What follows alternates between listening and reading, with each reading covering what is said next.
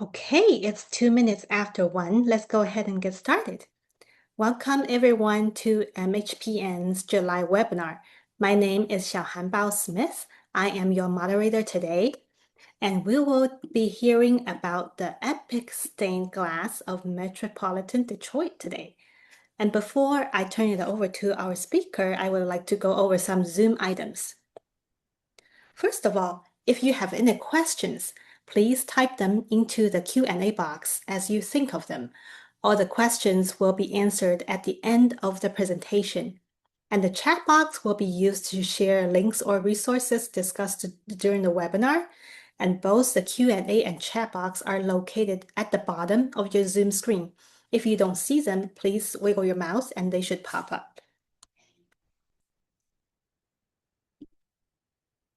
And if it's your first time attending our webinar, we are the Michigan Historic Preservation Network. We support the sustainability and economic viability of Michigan's historic places through advocacy, education, and direct action. We could not do the work we do without our members and volunteers.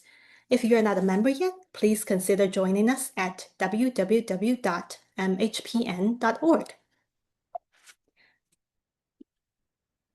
And I have a quick announcement that you are invited to our 32nd annual fall benefit. It will be in Rochester Hills Museum at Van Hoosen Farm, and it will be on Saturday, October 3rd. The information is in the chat box with a link to our webpage with the registration information.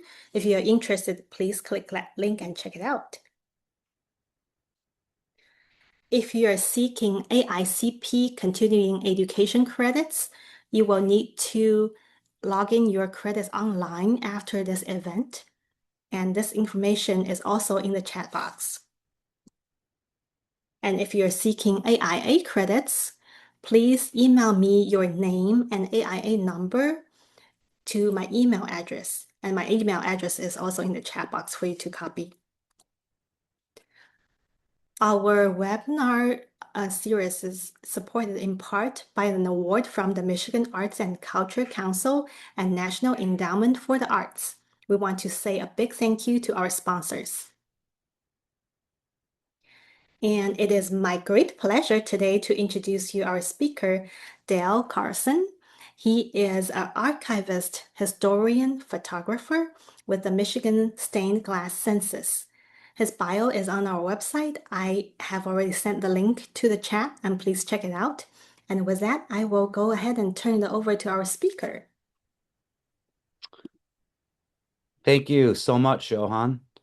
Let me get my screen share started here. And 1 second. Come on. There we go. Moving my mouse is a little bit tough when, okay. I think we've got it. No. Now we have it. Oh, no, not yet. There we go. All right. How's everything looking, Johan? Good. Very good. Thank you so much for the introduction. Hello, everyone. My name is Dale Carlson. I'm an author, photographer, and archivist working for the Michigan Stained Glass Census. And I've been invited to speak to you all today for about 40 minutes on the subject of stained glass of the Metro Detroit area. And we're going to step outside of the metro area on just a couple of occasions. Before I get going too far in my lecture today, I would like to thank the Michigan Historical Preservation Network for inviting me to speak, and Johan Smith for organizing the logistics that are bringing me to your screens today. Thank you very much. I'd also like to thank the Michigan Stained Glass Census, an organization for which I have been working under contract since February of this year. The Michigan Stained Glass Census is a university-led, community-engaged research project to document, preserve, and make accessible the history of architectural stained glass in Michigan. It's a division of the Michigan Traditional Arts Program, which in turn is a division of Michigan State University's Outreach and Engagement. The Michigan Stained Glass Census was founded in 1992 by Dr. Betty Ann McDowell, who also happens to be the mother of my current supervisor, Dr. Marcia McDowell. And I am really very proud to be involved in the continuation of their legacy of archiving stained glass history and stained glass locations here in Michigan. You, as a member of Michigan's general population, and you don't really even have to live in Michigan, you can contribute to the Michigan Stained Glass Census. If you happen to have a stained glass census you're awfully fond of in your hometown, go to our website. All you need to do is Google Michigan Stained Glass Census. Our result will be right near the top. Go online. You can do a search there. Look for your installation that you would like to talk about. And if it's not already documented there, you can fill out the paperwork and send in your own documentation of that site. We'd love to have your contributions. Please check us out online. I'm going to break down my lecture to you all today into four really easy to grasp sections. I'm going to tell you a little bit about myself and how I got into studying stained glass. We're going to look at different ways we can approach the study of stained glass from a historical perspective. We're going to talk about six significant makers of international renown that have examples in the Metro Detroit area at 30 separate sites. And then at the end of the lecture, we'll do a Q&A, and Shohan gave you some directions on how to ask those questions in the course of the lecture. So let's start off with a little bit of information about myself. My interest in the state of Michigan and city of Detroit's architectural history begins in the early 1990s when I leave my boyhood home of Traverse City, Michigan, to attend a university at Michigan State in East Lansing. And back then, I had a lot more hair. And one of my favorite things to do back then was to drive from the city of East Lansing to the city of Detroit nearly every weekend for many years on end to take in what was a really exciting and groundbreaking Detroit techno and house music scene. And as a bright-eyed youth, seeing the big city regularly for the first time in my life, I was really blown away by the size and proportion of the buildings I was seeing as compared to my modest boyhood downtown in Traverse City there. And architectural history, it became a hobby of mine for a good 20 years. I started taking it a lot more seriously in the 2010s when life circumstances led me into writing a book about architectural sculptor who worked out of Detroit from the 1920s to the 1980s by the name of Corrado Parducci. And writing this book was really what taught me how to be a competent architectural historian, hopefully. And in the process of writing the book, I had to enter a lot of Catholic churches because Parducci was hired by the Catholic Church, the Archdiocese of Detroit, many times to create ecclesiastical sculpture. Well, when you enter that many Catholic churches, you can't help but notice how amazing the stained glass installations are. And that's really how I started to fall in love with it. Well, also, the Parducci book, it took me down to New Orleans a couple times to photograph some uh, commissions by Parducci, and one of them was inside Jesuit High School. It was a bronze medallion, which is pretty typical for formal structures of the era. And to take this photograph, I had to make friends with some people at Jesuit High School. And when I got the Parducci book out in January of 2020, I called up one of those friends and asked him to come to dinner with me because I wanted to give him a free copy of my book for helping me out. At that dinner, I told him, "Hey, Matt, I've really been getting into photographing stained glass lately." And he said, "Well, you need to come back to the high school then, because we have a chapel at the high school that was actually transplanted from downtown New Orleans in the mid 20s. It was originally built in 1901, and all the stained glass that was made for that chapel, it's now in our high school."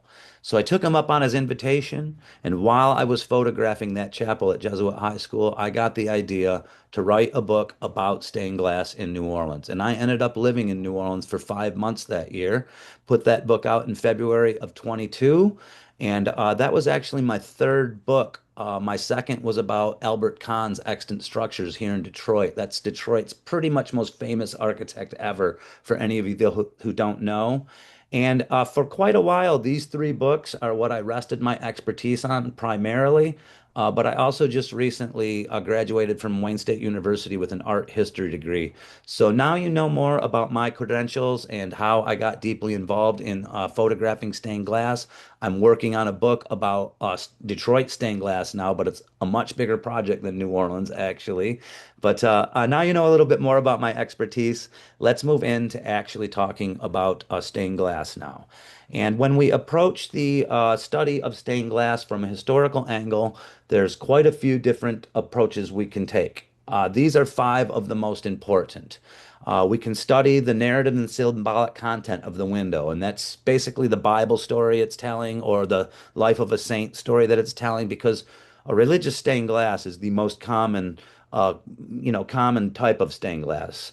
Secular is a little bit more interesting because of how much more common religious stuff is. But anyway, Bible stories, saint lives, that's the main thing there. Design and fabrication processes, that's a little bit more technical. That's like exploring how the window is made from, an engineering angle and how glass is actually made, things of that nature. Again, more technical, a little bit of art study in there, but more of a scientific approach. Bios of the memorialized, a lot of fancy windows, they have the names of an important person on them, a person that came from an affluent family that most likely paid for the window after they passed away. Since they're affluent, they're probably going to end up in their local newspaper regularly, and we can put together a life story from those accounts. And that is a really super interesting angle of exploration.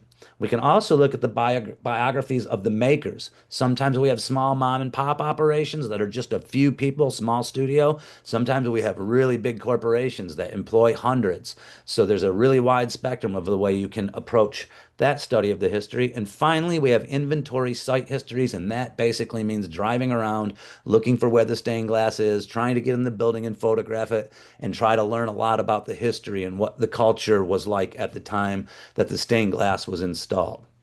And of those five approaches, my favorites are number four and five. And of those two, inventory site history is by far my favorite. What I like to do with my history lectures is basically take people on a tour of the places that I've discovered and find fascinating. It's a somewhat simplistic approach to presenting history, but it's a format I've had a lot of success with, and I hope you enjoy it too. Let's now get on with our list of significant makers represented in Metro Detroit. And these are the six makers we're going to look at today. The ones in purple are still making stained glass.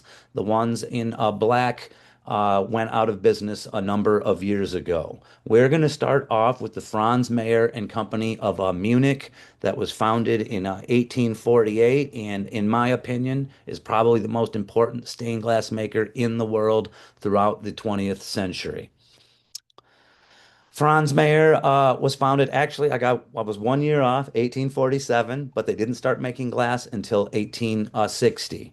They ran a studio out of New York for a number of decades, starting in 1888. I do not recall what year they closed down that studio. Like a lot of major studios that have international renown, Franz Mayer and Company of Munich has multi-generational leadership, and they're currently on their fifth generation, and that's very common of the larger world studios that are known worldwide.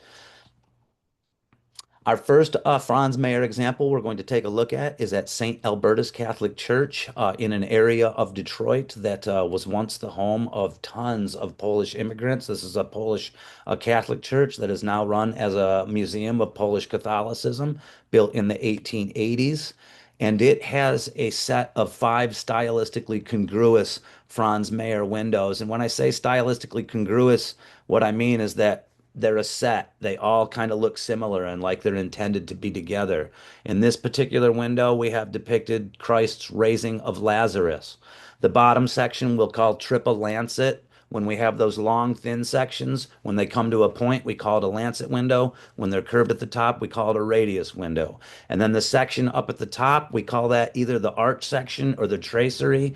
And in this particular example, The tracery section is phenomenal. The quality of the glass painting is top rate, especially the angel wings. And there's kind of an unspoken competition between stained glass painters of this era to make the most fascinating looking angel wings. And I feel the artist has done a phenomenal job here. Our next stop is in Grosse Pointe Farms at St. Paul on the Lake Catholic Church, built at the turn of the 19th to 20th century, designed by a very prolific architect of Catholic churches of that era. He's got about 20 standing churches throughout the state of Michigan, mostly centered in the Metro Detroit area. There's two Franz Mayer windows here in the opposing transepts. On one side, we have a nativity scene, which is among the most common subject matter you will find in stained glass windows, installed in 1924. And in the opposite transept, we have St. Paul preaching on Mars Hill in Athens. Not a ton of people know that St. Paul went to Athens in his lifetime. In fact, I didn't know until the first time I ran into a window that depicted St. Paul in Athens. And this is not nearly as common as nativities, but you do see this depicted in windows quite frequently too. Also installed in 1924. Right next door to St. Paul on the Lake, we're going to find a private school by the name of Grosse Pointe Academy. But at one time, Grosse Pointe Academy, it was actually part of the St. Paul Catholic campus. Back then, it was called Sacred Heart Academy. They split sometime in the middle 20th century, and Grosse Pointe Academy has been a non-denominational but somewhat religious private school ever since. We can see the educational building on the left here in this newspaper rendering, and then their chapel that was built in 1899, also designed by Henry J. Rill, that got added a few years after the education building was constructed. Inside their chapel, we're going to find another stylistically congruous set of Franz Mayer windows. Notice how there's a lot of a stylized flourish on the bottom and at the top, and that the narrative scene takes place in between those two elements that we know that we call pedestals and pinnacles. Pedestals and pinnacles are very representative of the Munich style of stained glass making, and you're going to see that in most of Franz Mayer's windows, but not all. He is an artist. They are artists after all, and they try to get away from the formulaic occasionally. But this is really part of the Munich style, and there's quite a few other famous makers out of Munich that do it in a similar fashion. We also get a great Franz Mayer maker's mark on one of these windows, which makes the attribution as close to incontrovertible as we can get. It also shows a little bit of evidence there at the bottom of the maker's mark picture that they are operating out of New York at this time also. It's a little bit cut off there. I don't talk about narrative content a lot because the same Bible stories tend to be told over and over in stained glass, but I do try to cover it at least once every lecture just to let people know that this is an interesting angle of studying stained glass. And in this particular instance at the Sacred Heart Chapel, Grosse Pointe Academy, we have Suffer the Little Children, a common Bible story from the Gospel of Matthew in which some children approached Christ. His disciples turned them away, thinking Christ would be annoyed to have to hang out with some kids. And Christ says to them, "Forbid the children not to come to me," giving the impression that he enjoys the company of children. So really, really common, heartwarming story there from the Bible. Also from Gospel of Matthew, a story of a man who approaches Christ and asks, "What do I need to do to attain eternal life?" And Christ basically gives him the formula there. That's chapter 19, verses 16 to 22. One last Bible story, probably my favorite, that is depicted in these windows. Christ calming the seas. He goes out on a boat with some of his disciples to do some fishing. A big storm blows up. They're literally in peril for their lives. And Christ stands up and commands the winds and rains to stop and parts the clouds. And of course, the disciples are all amazed at his miraculous powers. So, just three examples there of how we can use narrative content to explore the history and the story of the windows. We'll touch on some of the other avenues briefly, but again, this is mostly going to be about inventory and taking a tour. There's a little bit better look at that Mayer maker's mark on one of these windows here at Sacred Heart Chapel at Grosse Pointe Academy. Moving on to, I think this is our fourth Franz Mayer example, a really amazing church near Woodward and Warren in the city. This is the Cathedral Church of St. Paul that is built in the late 1900s, late part of the first decade of the 1900s. Ralph Adams Cram, a very important architect from Boston who's got designs standing all over the United States. This is one of the most unique cathedral constructions in Detroit because it's full masonry, meaning that it's rocks stacked on rocks, as opposed to most cathedrals in the Detroit area that have steel frames with stone sheathing, which makes them neoclassical. But when we make it in the old country way, like Cram has done here, with just stacking the rocks on top of each other, that's really the truly classical way of doing it. And this makes it an amazing church, a very expensive church with affluent membership. So, not surprisingly, they're able to afford a Franz Mayer window with a great maker's mark on it, showing their presence in both Munich and New York. And this is a triple radius window depicting yet another nativity. Again, one of the most common themes we will find in stained glass. Franz Mayer, one of the things I love the most about Franz Mayer is that that company, they do a great job of rendering yellows, oranges, and golds, which colors that sometimes I find garish when they're overused in windows, but they have a way of subduing it and making it absolutely entrancing, much smoother than you see yellow, golds, and oranges expressed in other glass. But that's not all they're great at. They also get their human anatomy perfect in almost any painted window. In fact, the vast majority of the windows are painted, as opposed to ornamental, where we just have unpainted glass making the design. So Franz Mayer really at the top of the game in so many different aspects of stained glass making. If we keep our eyes open around Metro Detroit, we'll also run into some Franz Mayer material that isn't stained glass. Remember, they were existed as a company for 13 years before they actually started making stained glass, 12 years. And they made like communion rails and, statues, other things that decorate the interior of a church. This is a statue of St. Patrick at St. Sabina Catholic Church in Dearborn Heights. But this was actually transplanted here from the original St. Patrick that used to stand in Brush Park. So keep your eyes open, look for the maker's mark at the base of the statue. You will run into some other Franz Mayer material that isn't stained glass in the metro area. Moving on now to our second maker, to the Detroit Stained Glass Works, who went through many corporate name changes over the course of their existence. But Detroit Stained Glass Works is interchangeable with their corporate name at any given point in their history. This little window fragment you're looking at right now is the only piece of stained glass that anyone has ever found with a Detroit Stained Glass Works corporate insignia on it. Other than that, they never mark their windows. So when we come to conclusions about what is created by the Detroit Stained Glass Works, a lot of times we have to use inductive, deductive reasoning, comparison to other fabrication and design elements. And I'm going to show you about how we do some of those comparisons here just in a second. The Detroit Stained Glass Works operated out of Detroit from 1861 to 1970. They're without a doubt the most important stained glass making firm to ever work out of Detroit. They go through, again, you can see quite a few of their corporate name changes there on the bottom, but we can see from this ad at the top right, 1881 Detroit Free Press, that they are using Detroit Stained Glass Works and Friedrichs and Staffen interchangeably. Another piece of evidence supporting that claim, Polk's Directory entry or an ad from 1885. That's pretty much the yellow pages of the era, and here we're seeing both names used interchangeably as well.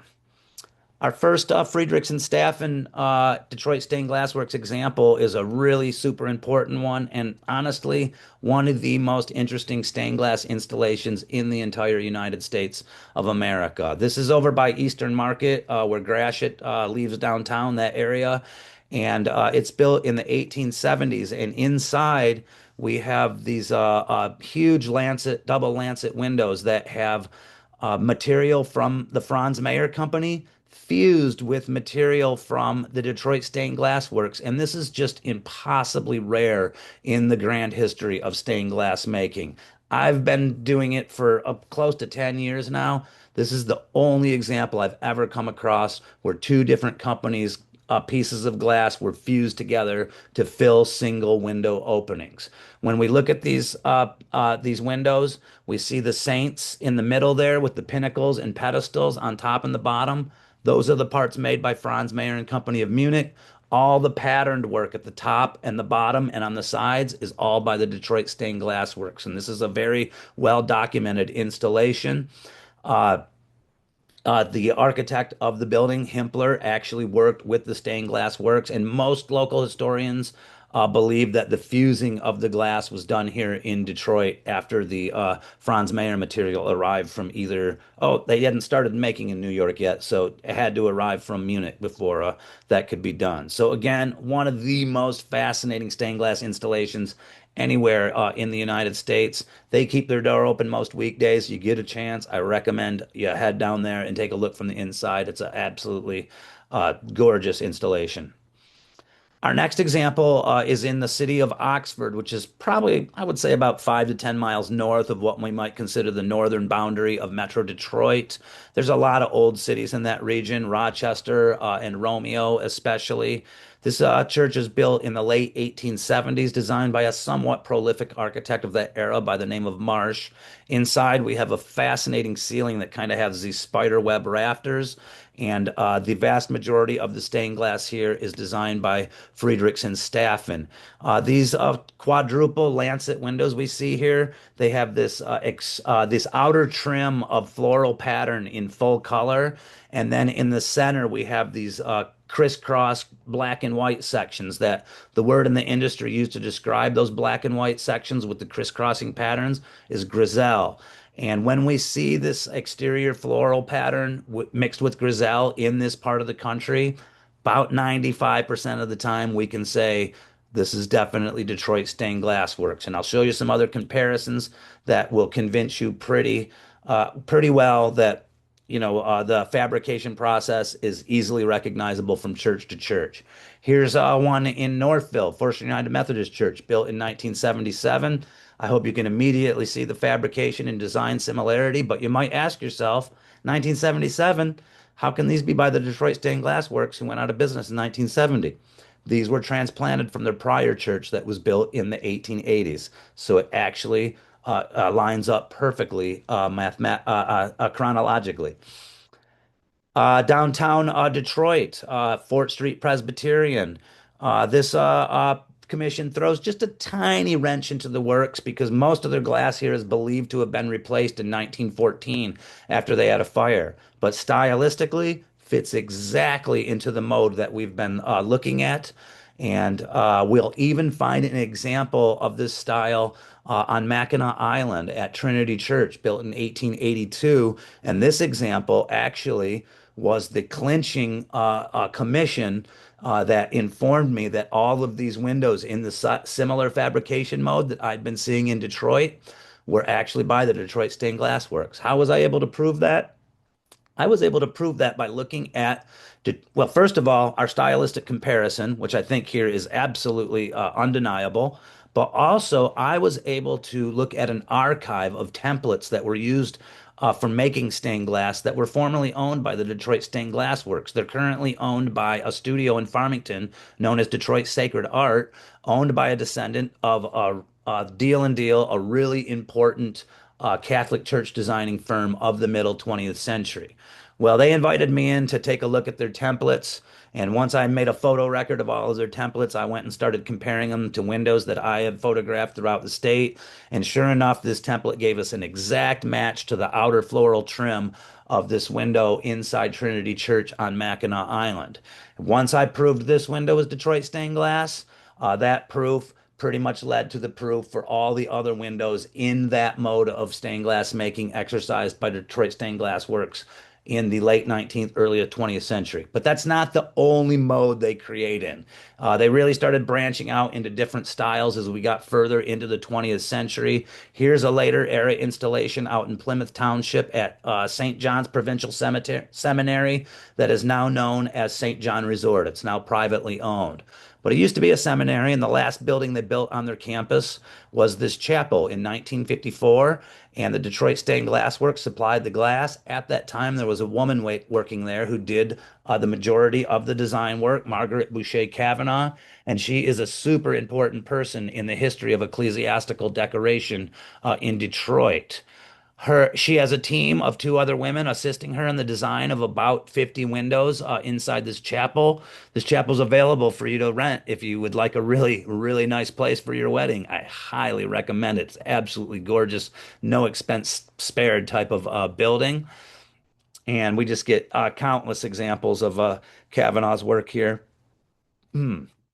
Kavanaugh, just to tell you a few more things about her, she lived from, oh, where is it? It's covered up by my avatar there, but I believe it's 1928 to 2008. She began working at the Detroit Stained Glass Works in 1950, and she continued on there till they closed up shop in 1970. She designed furniture, baptismal fountains, interior renovations, and anything that related to the worship space. And probably her most important commission was when she was hired to prepare decor for the Cathedral of the Most Blessed Sacrament in Detroit when the Pope made a visit there in 1987. So a really highly respected, really important 20th century stained glass maker who created this stuff here at St. John's Provincial Seminary. Last Detroit Stained Glass Works commission we're going to look at is in Birmingham at a Holy Name Catholic Church built right at the same time as that chapel in Plymouth Township. So stylistically similar that I'm pretty convinced that this piece of glass, this composition here, is also a design that Boucher had a hand in. Lower level glass, possibly. It's stylistically similar, but not identical. So a good chance. There's also some Parducci in their narthex here, Sculpture of Christ and the Disciples that formerly was in their main sanctuary but got moved. So any church that has Parducci in it, it's going to get me inside to check it out. This is a great place, though, for us to transition to our next stained glass maker, a guy by the name of Andrew Armalia, who operated out of Detroit from the 30s to the 70s. He's a multidisciplined artist who also paints murals and makes tile mosaic murals. And here's a signature in one of his tile mosaic murals, but he very, very rarely signed his stained glass creations. Inside Holy Name in Birmingham, the exact church we were just looking at, he created the tile mosaic behind the high altar there. So he collaborated with Parducci and Deal in Deal and Detroit Stained Glass Works a few times over the course of his career. He ends up in the Detroit papers quite frequently as well. Up there on the upper right from this clipping, we see that exact mosaic from Holy Name we just looked at. He ran a studio out of Detroit that was just a little bit north of where the Tigers currently play on John R. Street. They just tore that building down a couple years ago. And he's a person that's very concerned with the future of ecclesiastical art and stained glass. So he actually ends up being the educator of a few of the top makers in the state right now. Guy by the name of Mark Talibah and another guy by the name of Richard Hanley, if you care to look him up. So really important in that sense too, that he helped push forward the stained glass legacy in Michigan. Also invented quite a few tools for making ecclesiastical decor that he got patents for. So really super interesting guy that I love bringing up because his name's kind of faded into obscurity. We're going to step out of the metro area just a little bit and go to Jackson to look at a church where he made some dalle de verre windows. This is a 20th century style of window making that emerges in the 1930s and starts getting really popular in the 60s and 70s. Malia knows how to make traditional lead line stained glass as well, and that's pretty much all we've seen so far. But dalle de verre, it has a different look that you'll recognize instantly. And again, this is a 20th century phenomenon. There's a few Malia windows. When we look at an old church like this, Trinity Evangelical Lutheran in Jackson, and we see a kind of annoying addition in front that covers up the original beauty of the construction, well, I usually take an immediate dislike to it. But in this particular instance, I can't because that's where Malia's windows are, and I absolutely love Amalia's work. A lot of abstract parts of these windows, but also some recognizable objects, scales of justice, banner of Christ. On the far right, a manger with Christ in the manger there. So, traditional subject matter, but some of it's very progressive. This, for example, is on the stairs to the right as you enter this addition to Trinity Lutheran, and this is really, really progressive vision of Christ's crucifixion, one of my favorite pieces in the entire state. So again, just want to let you know that Mali is really good at making dalle de verre windows, but he also makes regular lead-lined windows too, as evidenced by this piece at St. Matthew Catholic Church in Detroit. This is built in 1954. Some local critics of stained glass think that the color palette here is a little too saccharine sweet. I kind of love that slightly cartoonish look, so no complaints from me. But what's more impressive here at St. Matthew than his stained glass is actually another tile mosaic that incorporates over 1 million pieces, probably the most impressive mosaic he made his entire career. Another great Malia traditional lead line glass installation at Christ the King on the northwest side of Detroit at 20,800 Grand River. Pretty modern by mid 50s, mid 60s standards. This church is built over 10 years because they built their basement first and then saved up a few more dollars over the next decade to build the top. And it's not uncommon. They worshiped in the basement for quite a few years before the main body of the church got built. Malia at this location also creates Stations of the Cross in tile mosaic. The lining around the Station of the Cross there, those little patterns, those are created by Parducci. So another collaboration. But my favorite window here is by far the triple radius window that faces the street. They sometimes light it at night. This what we would call Christ reigning victorious. And at the bottom, we have St. Peter's Basilica at the Vatican, surrounded by 12 lambs. So definitely my favorite window at this location. Last Malia location we're going to cover is actually disputed. Many historians believe the grandiose work that you're looking at right now to be the work of the Detroit stained glass uh, works. And I actually believe that too, which probably makes you wonder why am I putting it in the lecture? Well, there is Malia stained glass here, but it's debatable which pieces are his. But regardless, Malia deserves to be in this discussion, not because of the stained glass, but on the opposite side of the sanctuary, behind the high altar, there's a mammoth work of tile mosaic created by an old priest from this congregation, Father Livius Paoli, as well as members of the congregation, and they were all guided by Malia in the construction of this huge, grandiose, just amazing piece of public art. And you see the stained glass windows, just portions of them on the upper left and the upper right there. Those go all the way from the front to the back, and those are the pieces that I personally believe Malia designed. But let's look at that Detroit Stained Glass Works portion just for a second again, because it really is one of the coolest and most modern looking in the city of Detroit. And again, disputed. Could be Malia, could be Detroit Stained Glass Works. Having the discussion as to who it's really by is part of the fun, actually. All right, let's move on to, I think this is our third maker now. Is it my third or fourth? I can't remember. Sorry. I think it's the fourth, actually. Willet Studios of Philadelphia. They are one of the most common stained glass makers we'll find, but not because they're cheap, because they're really good at pleasing their clients. And they got tons of commissions all over the United States. In fact, they kind of dominate fancy church installations in Detroit from about the mid 20s to about the mid 70s.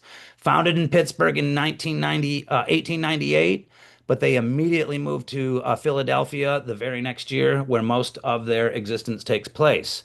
Founded by William Willet and his wife Ann Lee Willet, who are considered pretty much legends of East Coast art scene of the early 20th century, late 19th century.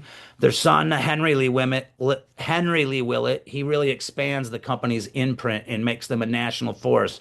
Starts getting their windows exported all over the United States and other countries. And then you can see a third generation contributor there, E. Crosby Willet, on the far right. I'm not sure if he's still alive, but again, this demonstrates how a lot of the internationally known major studios, they have multi-generational leadership, and the art is handed down from the parents to the children. Willet Stained Glass is its own thing for about 80 years.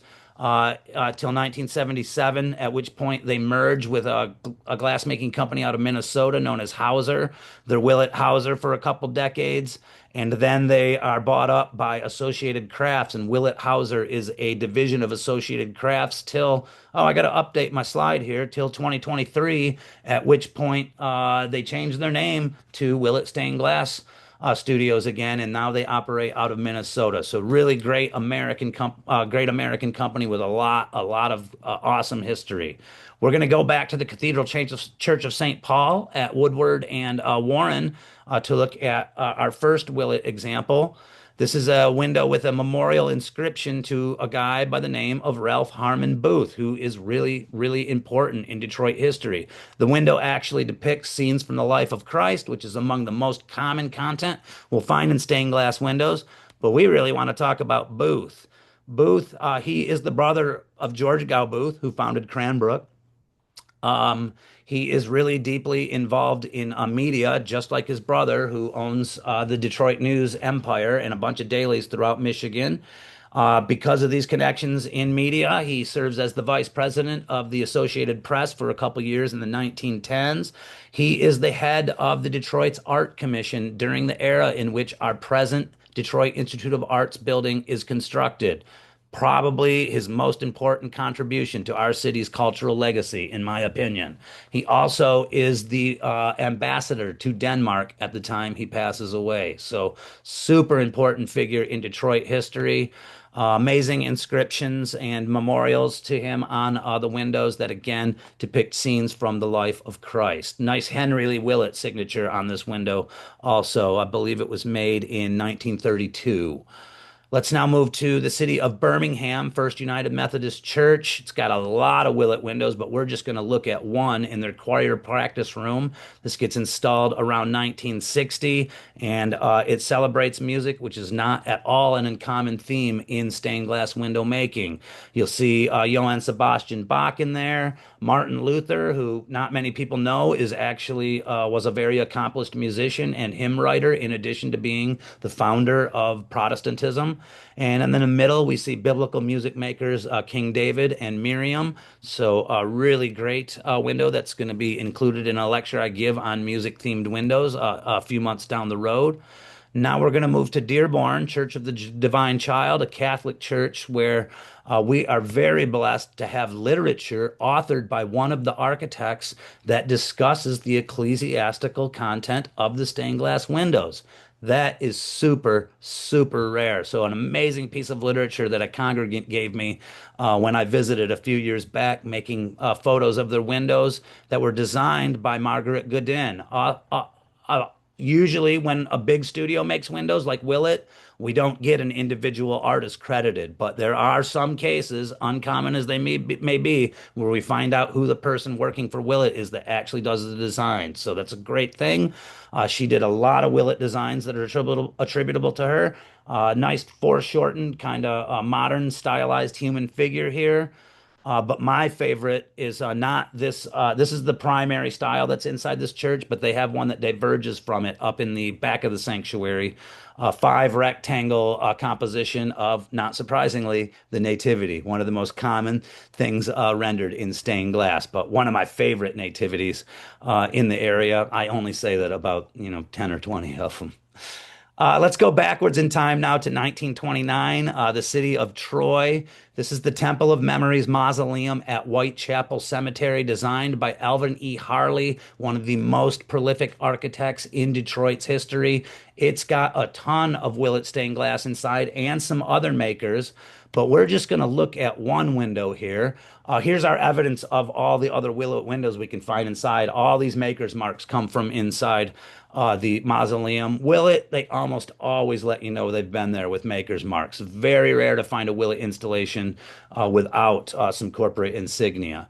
But the window we're going to look at is actually in Alvin Harley's private internment room here. Probably a rider on his contract at the time he designed this building in 1929. And he gets for his private room a custom Willet window that depicts Saint Dunstan, which is a saint that's usually very popular with people of English descent, which I believe Harley was. I'm not 100% on that. But more interestingly, when we look closely at the details, we're going to find that there's a Harley family coat of arms. But the most interesting part is that he's incorporated a seal of the American Institutes of Architects into his window, and this is a very elite organization that most successful architects try to get into. And then on top of that, we've got actually one of his buildings that has a victorious American eagle on it. What's that? Oh, well, that's the former Veterans Memorial Building that stands in downtown Detroit that is now known as the UAW Ford Joint Trust Center. And that eagle on the front is by Marshall Fredericks, one of our top sculptors. And apparently, Harley was extremely proud of this particular design and had it incorporated into the custom made window for his private room at Whitechapel Cemetery, Temple of Memories Mausoleum.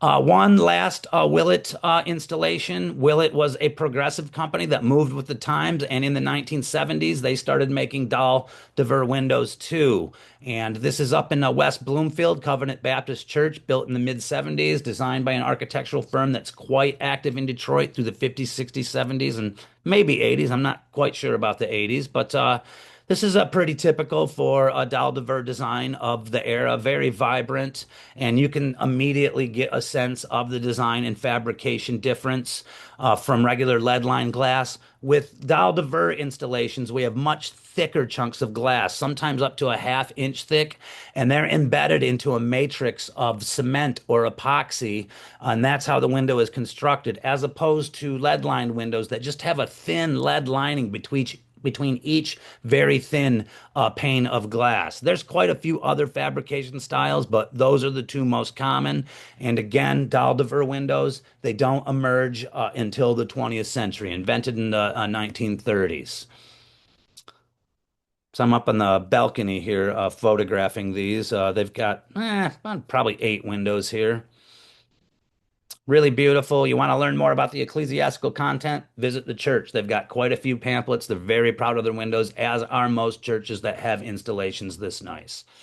All right, so now we're going to move on to Tiffany Studios, a name that you've probably all heard. New York City. They make glass from 1880s to the 1930s.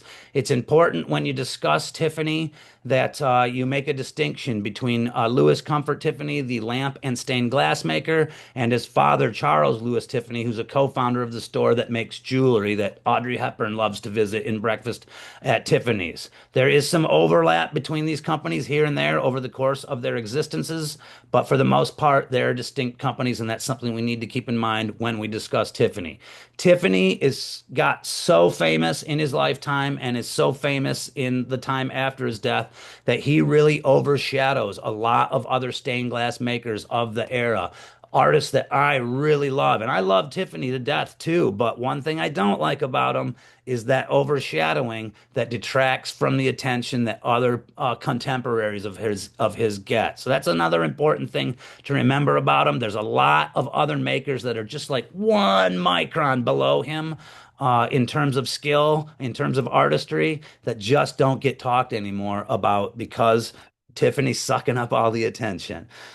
When we want to look at stained glass making from a fabrication and engineering angle, Tiffany is a good place to start with that because Tiffany, he's a very progressive, visionary artist who wants to push the art of stained glass making forward, as opposed to some of his contemporaries that are very stuffy and are devoted to making stained glass the way it was made in the 15th century, and they don't want to move forward. That's the way we want to do it forever, and I really respect that perspective also. But from an art historical standpoint, Tiffany gets more attention because he's trying to push the art forward and do new things. And one of the most important new things he does is develop new styles of stained glass in the hopes of being able to express the chaos and organization of nature just through the glass without having to paint on it. Tiffany hated painting on glass, and he would only allow it for human faces, hands, feet, and hair. Everything else had to be the image had to be created just by the arrangement of different pieces of glass and different textures next to each other. Of the new kinds of glass he came up with, opalescent, definitely the most important. That's when we see a piece of glass that has a bunch of different colors in it that flow into each other, sometimes smoothly, sometimes jaggedly. But that's what opalescence means in the context of stained glass. Our first Tiffany example we're going to look at is on the island of Gros Isle. in the Detroit River, just south of the city. This is a all-wood church built in 1867 by Gordon W. Lloyd as the architect. He has more Tiffany stained glass in his standing buildings in Michigan than any other architect. So that's one of the many reasons he's a super important guy. This doesn't get installed in this church until 1898, despite being made in 1894, because the church it was originally commissioned for, they turned it down, giving St. James Episcopal Church a chance to get a bargain Tiffany window. This is the history they shared with me when I visited in person. Again, take a look at the angel wings. Stained glass painters, designers of this era, always trying to make the wings ostentatious and showy. But remember again, only the hands, feet, face, and hair are painted. Those wings are made purely just by the arrangement of different pieces of opalescent and textured glass next to each other. So really fascinating work there. A couple years earlier in downtown Detroit, Lloyd Designs Christ Church. It's right at the end of 375 when you get off the freeway to head downtown. This has two Tiffany's in it for sure. Some people say three. I don't really believe the third one's a Tiffany. There's no maker's mark on it. But this first one, it really gives you an idea of what I'm talking about when I say that Tiffany is trying to express the chaos and organization of nature through using different kinds of textures and patterns in his glass rather than painting on the glass. This is another one where only the face and the hands and the hair are painted. Everything else is just pieces of glass.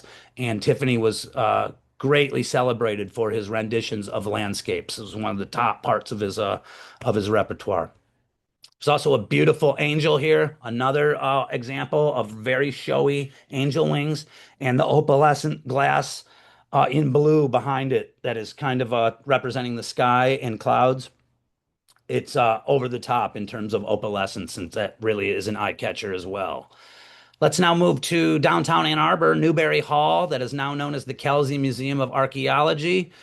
In the non-public sections of this building, unfortunately, there's a beautiful ornamental Tiffany window that has some important inscriptions on it as well. This building was constructed as a student activities center in the early 1890s. Let's get a better look at some of the jeweling on there. Sometimes stained glass makers, they put elements that jut out from the surface and give a little bit of three-dimensionality. You can't get a sense of it here, but if you walked up to the side of the window and looked at it from the side, you'll see some of these pieces, they actually come out from the surface by, as much as an eighth to a quarter inch. So really interesting sculptural element too. And these inscriptions are really important because the Fox family, they held a lot of sway in Ann Arbor of the 1800s. In fact, the Reverend Charles Fox there in the middle, he was the first agriculture professor at the University of Michigan. But, they didn't even have an agricultural department anymore. MSU took over all that stuff in the earliest 20th century. On the campus of Wayne State University, one of my favorite Tiffany's in the state because it's secular. And again, I want to remind you, secular glass from an art historical standpoint, always a little bit more interesting than religious because it's so much less common. This is built in the 1890s, designed by John Scott and Company. And it's a music theme window. We see a neoclassical maiden holding up pipes to the mouth of a cherub. Those angel wings are the only hint of religion in this composition. On the sides, in those little rectangles, I know you can't read it, there's a staff with notes on it. And then up on the top, upper left and right, we have harps and tambourines. So a music theme window. I'm not sure if George Beecher was in the music industry or if he was just a music lover, but this is considered one of the most interesting Tiffany's in the Midwest, so much so that a portion of it ends up on the cover of Tiffany Windows by Alistair Duncan, one of the leading sources for studying Tiffany windows. So really, really great window inside the Beecher residence there. This is probably the best Tiffany window in the state, though. Just beating out the Beecher residence by a little bit at the corner of Cass and Selden in the Midtown area of Detroit, built in the early 1890s.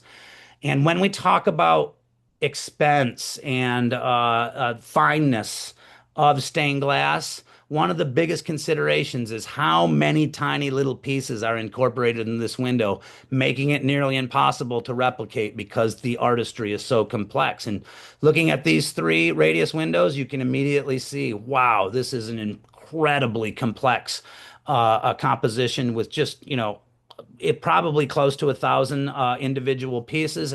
These three windows by themselves should be enough to impress you, but we look on the other side of the sanctuary and we're just utterly blown away by this second triple radius composition that, again, I believe is the most impressive Tiffany window in the state of Michigan, if not the American Midwest. So we're just really blessed to have this piece of art in Detroit. Once in a while, the DSO puts a chamber orchestra inside this church. When they do, I recommend you get down there to check it out because the window is as much a part of the show as the music. This is our last maker today, Ateliers Loire of Chartres, France, founded in 1949, and they are world-leading pioneers in the development of dalle de verre windows. They are not the inventors, but Gabriel Loire, he's pretty much the most important person in terms of making this style popular in the United States. In the Metro Detroit area, we have a bunch of his dalle de verre installations from the 60s. Another example of an internationally renowned studio that has multi-generational leadership. They're currently on their third generation, and they have important installations all over the world. We're going to start off in Allen Park at St. Francis Cabrini, built in the mid 1960s.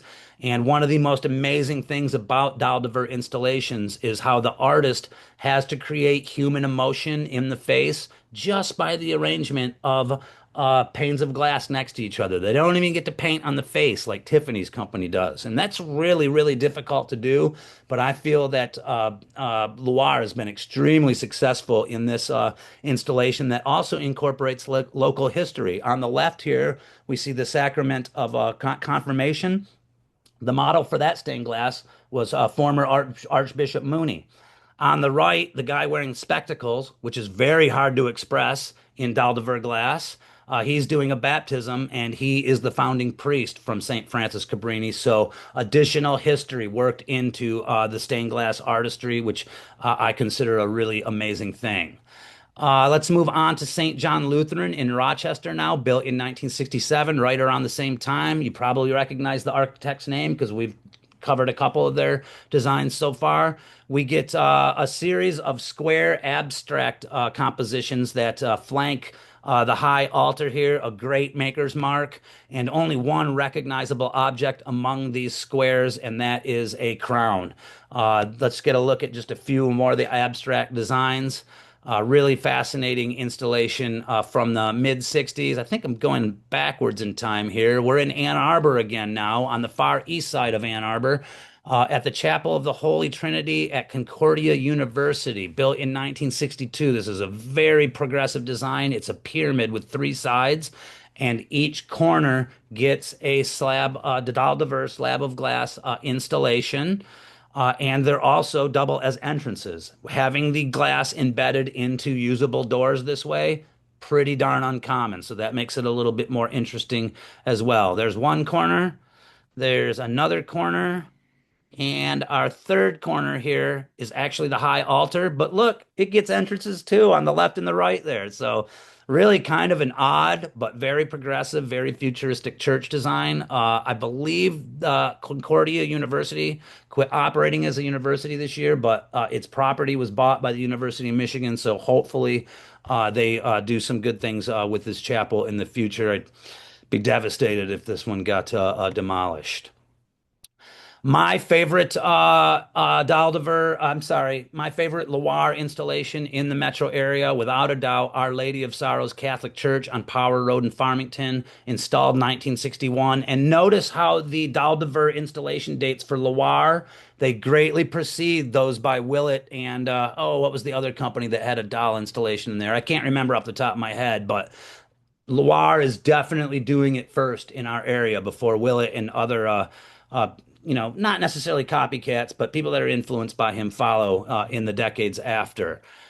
These windows depict the seven sorrows of Mary. This is apocryphal theology that is not known to a lot of Protestants, but it's very commonly known in the Catholic Church, and it's just absolutely gorgeously rendered here. And again, the artist does a great job of establishing human emotion in the face while only being able to use large, clunky chunks of glass to establish that detail. Let's take a closer look here.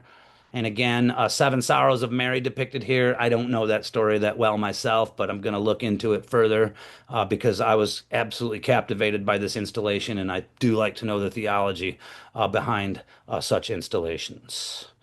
Let's go full circle as we close it out here. At Our Lady of Sorrows, we're also going to find a Pieta by Mayer and Company of Munich, the first company that we covered today that also obviously makes stained glass. That concludes my lecture, folks. I hope you've enjoyed what you've learned today. Wow, I went way over my time, and I apologize for that, Johan. No, thank you so much for this wonderful presentation, and thank you so much for sharing those fascinating photos with us. And let's go just quickly go over some questions. We do have quite a few in the Q&A. So the first two questions are kind of related from different audience, but they're both about the repairs of stained glass windows. One question is, do the current active stained glass window makers also do repair of their own work or maybe the work of others? And the other Yep. question is like, how do property owners deal with broken windows? Yeah, that's actually a really, really common thing. And there are a lot of people that work in that field, but historically, it's a continually diminishing group of artists. So the repair work and the fabrication of new windows is becoming progressively more and more expensive as we move into the future, not surprisingly.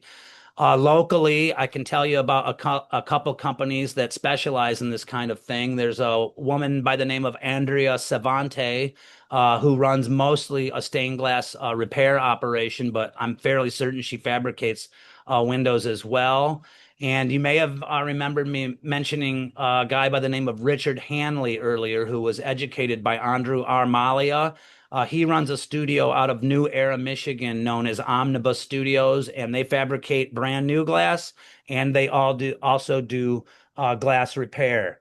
I'm also really familiar with a glass maker and repairer in New Orleans, which isn't as pertinent to our discussion, but she's a good friend of mine, so I can't resist bringing her up. She runs a company called Attenhofer Stained Glass, and they also do a lot of replica work. Sometimes a painted its painting becomes so faded over the years that repainting really isn't an option. The best course of action is to actually create a new painted section, and you want to replicate it perfectly. You want somebody who went to that church as a kid who visits 20 years later, you want them to walk in and say, "Oh, that's the exact window I remember as a child," even though it's technically not. So you got to be really good at replicas to do it right. Attenhoffers of New Orleans has done quite a few replica works that I cite in my lectures that are more New Orleans oriented. But again, here in the metro area, if you need that kind of work done, Andrea Savante, Omnibus Studios are just two great companies that I recommend. And make sure you have a good fundraising committee at your church or your organization, because if you want it done right, it's going to cost a lot. Actually, if I could go on for just a second, Johan, I want to tell you about one example at St. Albertus, a church we discussed earlier. A few years ago, they had some scrappers break into their church. They broke through one of the bottom transom windows that was probably, I can't show you on the screen here because it's hard to determine dimensions, but it was like maybe 2 feet by 3 feet. They paid somewhere between 5 and 10 grand to repair that section or to fix that, to get a replica of that section.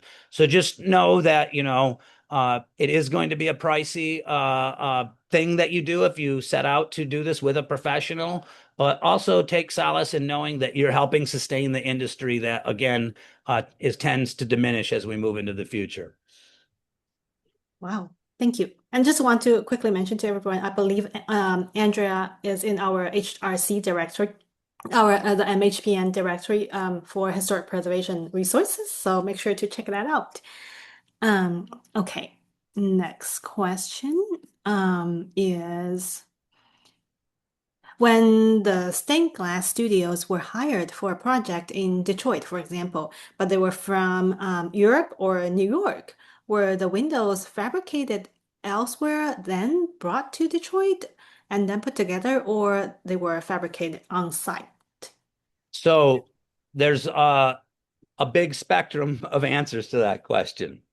So when we have a massive installation from overseas, we obviously can't transport the entire window all arranged. And that does mean often shipping in individual pieces and having a local outfit manage the installation. When it comes to the creation of a major stained glass installation in the church, there's three major tasks. There's the design, there's the fabrication, and there's the installation. Usually the same company handles design and fabrication, but frequently the installer is the odd person out. So Detroit Stained Glass Works, they did quite a few installations in Detroit in the early parts of the 20th century and late parts of the 19th century, where they were just installing glass from some other company that had it imported from overseas. That was just one aspect of their operation, and that's not uncommon. But sometimes these companies, they'll send their own agent in town to manage the installation. And okay, another scenario is the windows are quite small, but they do have multiple panes, but they're small enough that we can fabricate the window right in the studio, package it really carefully with tons of padding, and ship it overseas completely fabricated so that none of the lead lining has to be applied there on site or in a separate studio in a different city. So again, there's a huge spectrum of different ways that it's managed. But yes, sometimes windows are shipped completely fabricated, but oftentimes they're shipped in separate pieces, and the installation and the full construction is managed by a different company when they arrive in the city they're intended for. I hope that answers your question for the most part, but we could go into that form of that way of studying stained glass. You could write a whole book on it because there's a lot of different ways that those tasks are managed. Okay, thank you. Next question. Are you aware of any place that is training the next generation of stained glass window artists? So as far as formal arenas of study, there have been some universities and American universities in the past that had stained glass making programs. One of the best was actually at Louisiana State University in Baton Rouge, managed by a stained glass maker that I've studied a lot down there. But for the most part, formal educational settings for stained glass making are quite rare. What is way more common is you going out and getting a job with a stained glass maker and having that maker train you in an apprentice type fashion. And that has been the most common way that it's done throughout the 20th and 21st century. So I can't really name any organizations where you can pursue education in that art. But if you really were determined to get into it, I'd drop Andrea Savante's name on you because she does do workshops locally. And I would just mention the Extant Studios. Studios is another good one. Attenhofer's down in New Orleans. If I was really super determined to get into a career of stained glass making, the first place I would start was try to make friends with the owners of those studios and get a job on the ground floor and tell them I'm passionate about it. I want to learn how to make stained glass. And if they feel your passion, they're going to be a student that they take under their wing. Thank you. Next question. Do you know who did the stained glass upper windows at the Cathedral Church of St. Paul at Woodward and Warren? Uh, I don't right off the top of my head, but I do have a publication that identifies all of the makers at the Cathedral Church of St. Paul. For those of you who don't recall, we covered that church twice over the course of the lecture. One time because it has a Franz Mayer window, one time because it has a Willet window. But they actually have about 7, 8 different makers with windows at that site, and they are very good about documenting their history. If you visit in person, they have what they call open cathedral on Friday afternoons. Most days, some days they have a concert and you can't get in, but most Fridays you go there in the afternoon. You can just step into the cathedral and have a look. It's a beautiful interior, and they have a little pamphlet they pass out called "Guide to the Windows of St. Paul," or no, "Guide to the Art of St. Paul's," actually. So I can't tell you the name right off the top of my head, but I can tell you it's out there. And you see the website on the screen right now. If you go to that website, you'll find my email address. You write me an email, I'll send you a copy of that pamphlet. So that's another way you can find out as well. Wish I had that one memorized. That's a modern maker, and those windows got installed in the later 20th century. I tend to focus more on old makers that were making in the late 19th and early 20th century. Thank you. Next question. Do you offer tours or have you mapped out a self-guided tour? So I do lead tours of all kinds of things that are architectural history related in the Detroit area. I do cemetery tours of about 5 or 6 of our largest cemeteries. Sometimes there's some stained glass on some of those tours. When it comes to doing tours of churches, it's not hard to get a church to agree to have a tour group inside. The more difficult logistical part of that arrangement, though, is having multiple stained glass sites on a single tour because, the churches are separated by distance, which then means there's transportation involved. And usually, what I try to do on one of these tours, and I get hired a lot by organizations that have a boss. I don't own my own boss. What I do is I arrange to get that group into one church. Cathedral of St. Paul is one of the ones I do the most frequently, actually. But then the others, we do drive-bys, and I supplement the tour with my photo albums. And I hope you guys were impressed with the quality of my photography because I feel like, when you can't go into the church, that my photography is a pretty good approximation of what you're going to see if you were. So generally speaking, when I'm hired to lead a stained glass tour, I try to get just into one stained glass site, and the rest of it we examine and talk about from the outside while looking at a photo album. Okay, thank you. I think next question is, will the slides be shared? Julia said she would like to refer to for a tour one day. So, Gotcha. If you're looking for, a donation of, photography, I mean, I could probably throw a few things your way, but I do this stuff for a living, and I do usually ask for fees when it comes to lecturing and when it comes to providing photography. But I can have quite a sympathetic ear if you're a nonprofit or if you're an organization that's involved in historical preservation, and I could probably be talking to a small donation, but if you wanted to get your group together and talk about payment too, I'd be fine with that also. So yeah, find my email address on my website there. Write me an email and we can talk about it further. hey, thank you. And I think we'll take on one last question. Okay, so what are some of the most obscure Bible stories that have been captured in stained glass? Yeah, that's a great question. And Bible stories specifically, none are popping into my head right off the top. But I promise you that if you go looking, you are occasionally going to find less commonly expressed Bible stories. But what I do want to talk about is an installation I've been talking about a lot lately. This is sadly in New Orleans. I wish I could tell you it was in Detroit. But do you remember the chapel that I opened the lecture with? That inspired me to write the New Orleans book. That chapel's glass tells the story of a bunch of different Jesuit priests, and they're really very rare stories, and I've never seen them repeated anywhere else.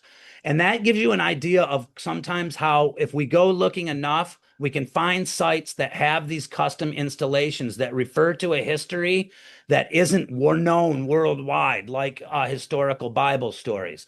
So again, I'm not having any pop up into my head right now, but I've run into this phenomenon often enough where you walk into a certain site that does express uncommon history that I know you're going to be able to find some if you go seeking yourself. I have another amazing example, but I'm sorry to say this one's from New Orleans also. But there's a suburban church in New Orleans that has a transplanted, congruous set of glass from an older church in New Orleans, moved out to the suburbs in 2001. These stained glass, they show typical saints and biblical figures, but there was one in the glass that I'd never ever seen before. It was King Wenceslas. And I just was absolutely flabbergasted because before I saw that piece of glass, I thought King Wenceslas was a fictional character. So what kind of historian am I, you know? But that's just another example because I've never seen King Wenceslas expressed in glass before or after. So King Wenceslas isn't necessarily a Bible story, but he is a historical figure that's incredibly rare to see on glass. And again, I reiterate that if you go out and start looking at stained glass installations on your own, you're eventually going to come across some that aren't nativities and aren't St. Paul preaching on Mars Hill, the really kind of common stuff that we see over and over. If you want to write me an email, I will put some time into thinking about a couple locally that tell stories that we don't often see. Another thing that is kind of uncommon that I really like to collect is actually renditions of Satan. So when we see a really large stylistically congruous installation in a single church, if you go looking hard at that glass, if they have a ton of windows, inevitably that artist is going to do a rendition of Satan somewhere in it. And artists choose so many different ways to express the appearance of Satan that it's actually become a really fascinating, smaller subject of study to me. And again, that's pretty rare. Not as rare as those Jesuit histories I was talking about a minute ago, but but rare enough that it might be of interest to you as well. Hey, thank you so much, Dale, for your time. I was reading a comment from the audience that this is a powerhouse presentation. Well, thank you Thank you. so much. And before I let everybody go, I would like to quickly announce our next webinar, which is scheduled for August 23rd, 27th on Thursday at 1 p.m. And it's about historic tax credits. What are historic tax credits? Who can claim a tax credit? And how are tax credits turned into dollars? So hope to see you all next time. And thank you again. And see you. Bye. Thank you.